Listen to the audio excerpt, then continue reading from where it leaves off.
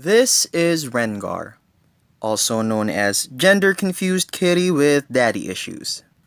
But Rengar isn't just a gender-confused kitty with daddy issues, oh no. He also loves to eat ass. Howdy nerds, welcome to the WILDRIFT How to Win Champion Series featuring Rengar, the Pride Stalker. Carve off a souvenir! Since this is my first ever Supreme Champion Spotlight, and it's Pride Month, who else would be better to feature than the Pride Stalker himself? Rengar is the definition of pride, and the main example of being a stalker. Meaning, if he wanted to slice your throat and hang your head as a Christmas decoration, he would. And he will do it in the most stalkerish fashion you can think of. Rengar gives no Fs. He's a slashy, stabby, stocky kitty cat with more blades and spikes than Super Shredder on steroids. He will stalk you, he will jump you, and most of all, he will make you rage quit and feel like a worthless a-hole. To him, you're just a lesser creature. Just a Lesser creature. Just a Lesser creature. Lesser creature.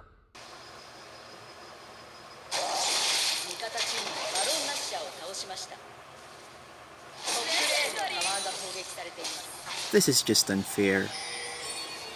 Picture this. You're a sweet, innocent little girl who wants nothing more than to play, throw fireballs, and summon a cursed fire bear every once in a while. Then, here comes this predator lion man thing pouncing on you like a frog, except this frog wants to kill you. Rengar! Rengar's passive is called Unseen Predator. How you doing? All right. How are you? Have a seat over in that chair, please.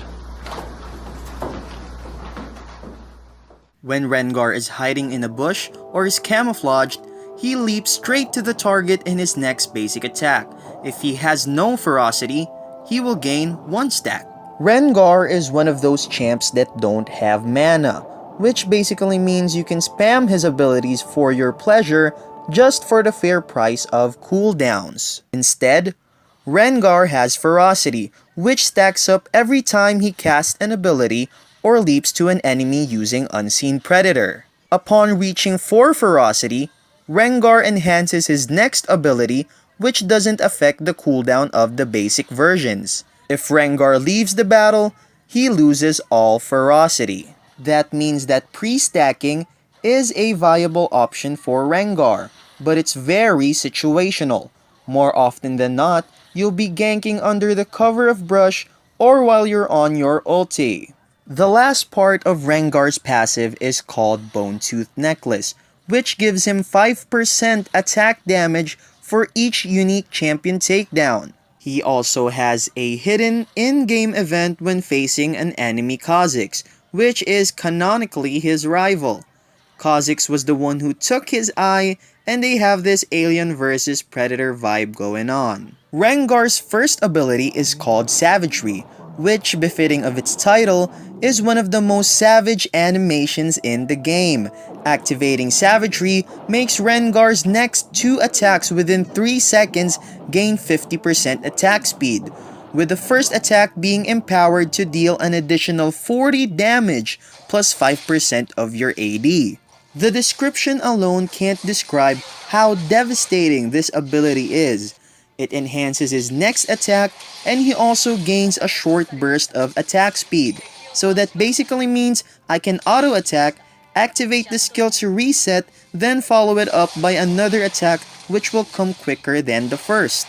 Due to the nature of the ability being an enhanced auto-attack, on-hit effects proc once he uses them. So items like Black Cleaver with stacking on-hit armor reduction is the bread and butter of this ability. And we haven't even gotten to the good part yet. If Rengar casts an enhanced Savagery, he gains plus 55% attack speed instead. The first attack now scales with 40% of his total attack damage. Now that's a lot of damage! Rengar's second ability is called Battle Roar. Rengar, well, roars, dealing 80 magic damage which scales up to 80% of his AP.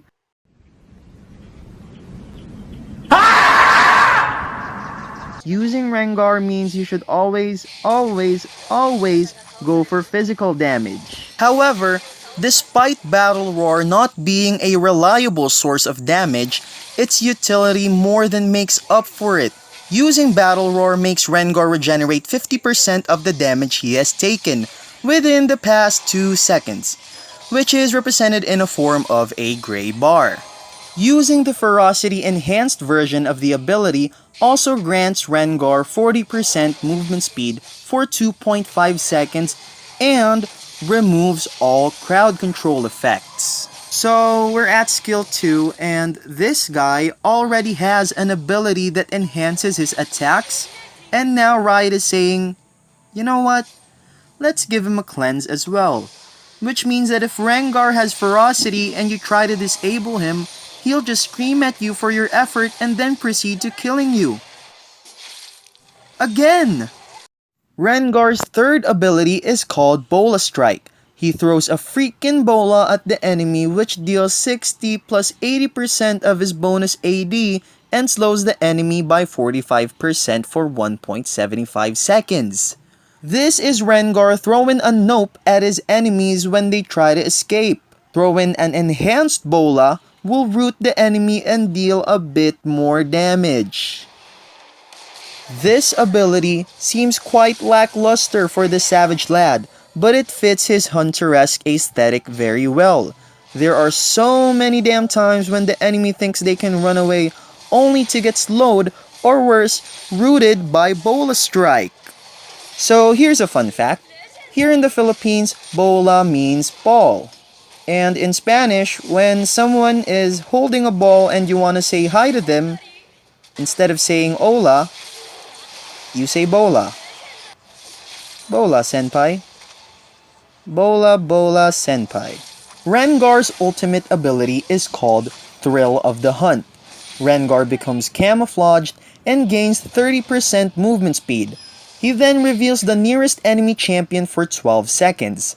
His next attack shreds the target's armor by 16 for 4 seconds, which more oftentimes than not guarantees you a swift kill. What makes his ultimate all the more deadly is its synergy with his Unseen Predator passive, which turns his next attack into a large leap.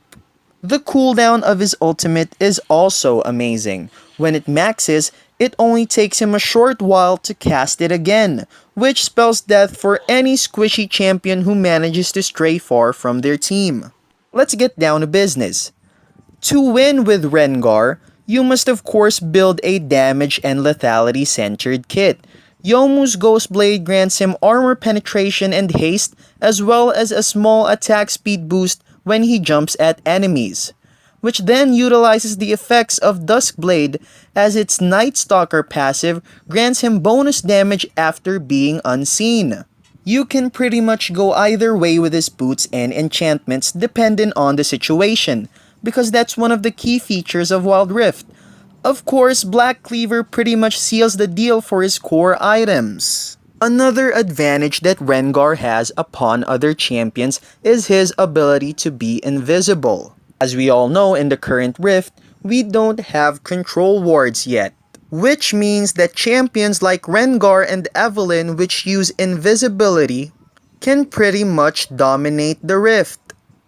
How can you even prepare for something that you don't see coming? The only thing about Rengar is, if he uses his ultimate, you can see if you're the one being targeted by him. So that kinda gives you a heads up that you're about to die. That's pretty much it. For the late game, you should either build a Mortal Reminder if the enemy has a Fed Darius or Olaf, an Infinity Edge for even more damage, or a Guardian Angel. Sometimes I replace the Mortal Reminder with a Maw of Malmortius if there is a heavy damaging chase mage such as Katarina or an Akali. For the runes, Rengar can go either Electrocute or Conqueror, depending on enemy composition, with of course the latter being your standard. Follow it up with Brutal, Hunter Titan, and Hunter Genius for that sweet, sweet victory. But items and runes cannot win you games all by themselves. In order to win with Rengar, of course you must assume the jungler position. Start by taking red buff, then proceed towards the raptors. Rengar has relatively quick jungle clear, which means he can straight out gank after he's done with his second clear. But if you want a higher chance of getting a successful gank, you should wait for your level 5 power spike. Upon reaching level 5, he suddenly becomes straight up public enemy number 1, as the enemy team will be wary of your movements because nothing is more scary than the possibility of a Rengar pouncing on you anytime. A fed Rengar can finish the game early, but what's most impressive about him is how he scales into the mid to late game. Rengar rarely falls behind as long as you get your core items. He is always a threat for enemy squishies, and he is more than capable of fighting more than a single enemy at a time. However, Rengar is not a duelist, so he's better off picking up champions that stray far from their team. Another key component of Rengar's gameplay is how he can destroy towers quickly and swiftly before anyone in the enemy team even notices he is there. Rengar's playstyle revolves around picking your battles early so you can one-shot enemies sooner. With that said, I wish you well on your exploits within the Rift, and may Rengar bring you victory. Rengar! Thank you for watching. Please leave a like and subscribe. This has been my dream for quite a long time. I apologize for the quality. My 6-year-old phone can't play on HD. And I'm also recording every audio I did on my phone. But we'll get there soon.